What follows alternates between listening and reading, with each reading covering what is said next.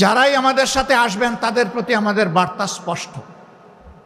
Number 1, আপনি দুর্নীতি করতে পারবেন না, আর কোনো দুর্নীতিবাজকে আপনি প্রশ্রয় দেবেন না।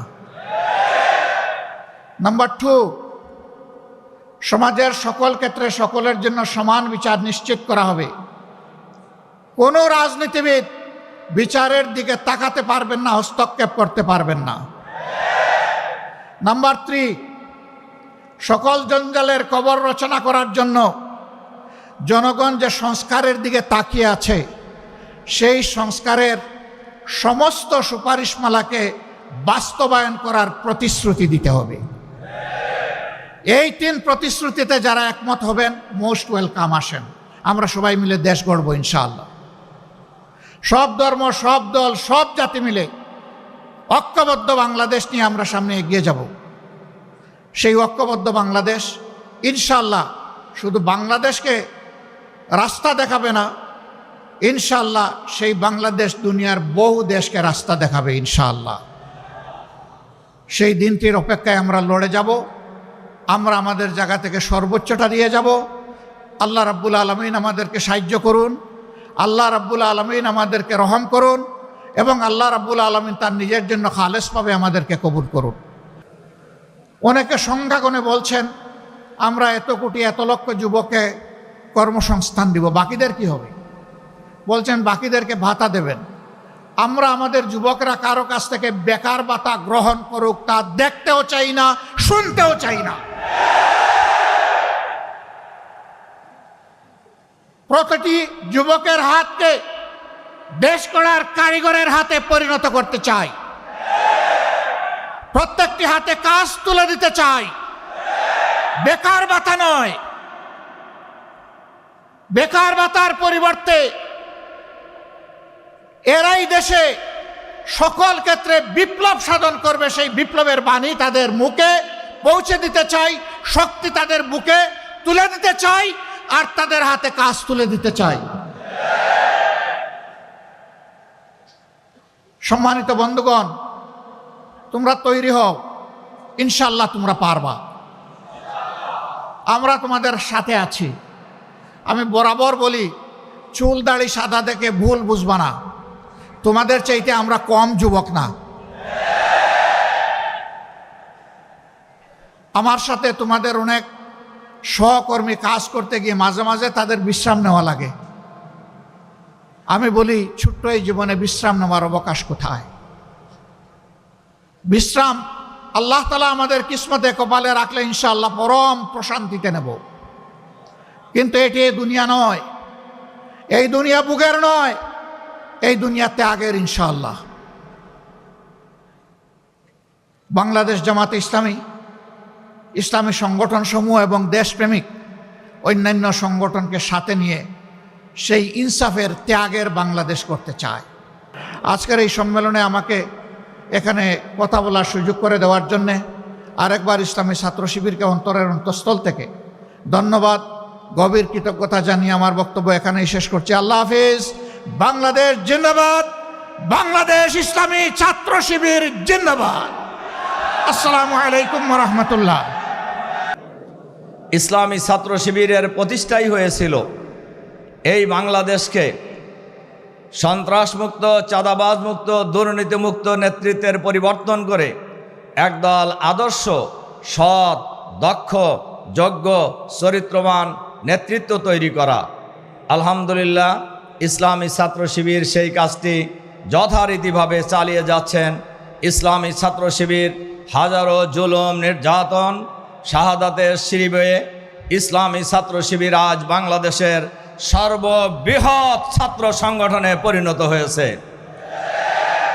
এর প্রমাণ জুলাই বিপ্লবের পর ঢাকা বিশ্ববিদ্যালয়, চট্টগ্রাম বিশ্ববিদ্যালয়, রাজশাহী বিশ্ববিদ্যালয়, জাহাঙ্গীরনগর বিশ্ববিদ্যালয়, বাংলাদেশের পুরানো সর্ববৃহৎ এই 4টি বিশ্ববিদ্যালয়ে ইসলামী ছাত্র শিবিরের নিরঙ্কুশ বিজয় লাভ।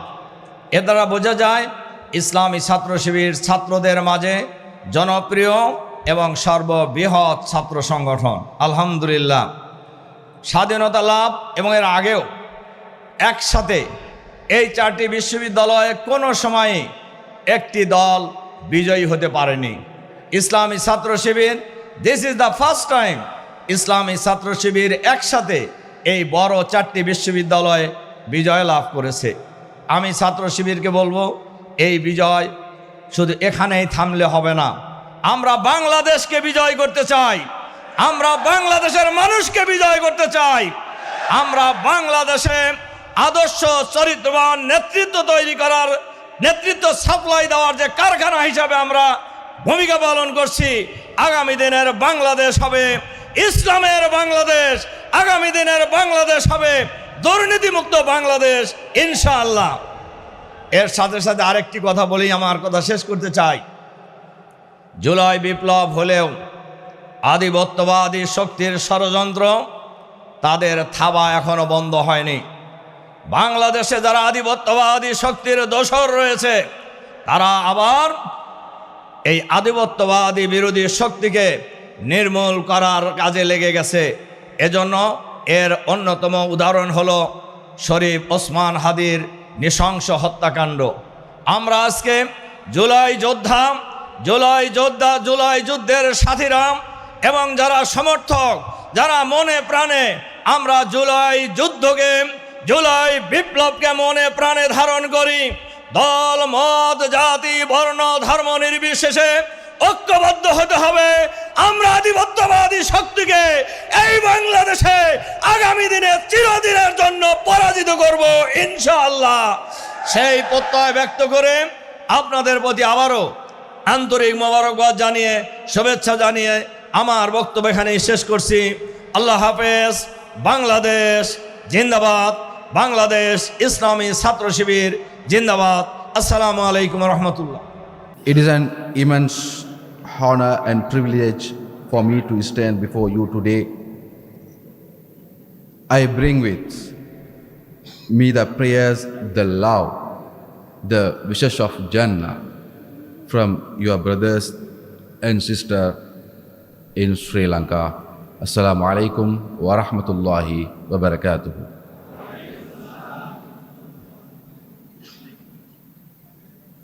First and foremost, I wish to express my deepest gratitude to the President and the organizing committee of Bangladesh Islami Chhatra Shibir for inviting Federation of Sri Lanka Youth to this momentous conference.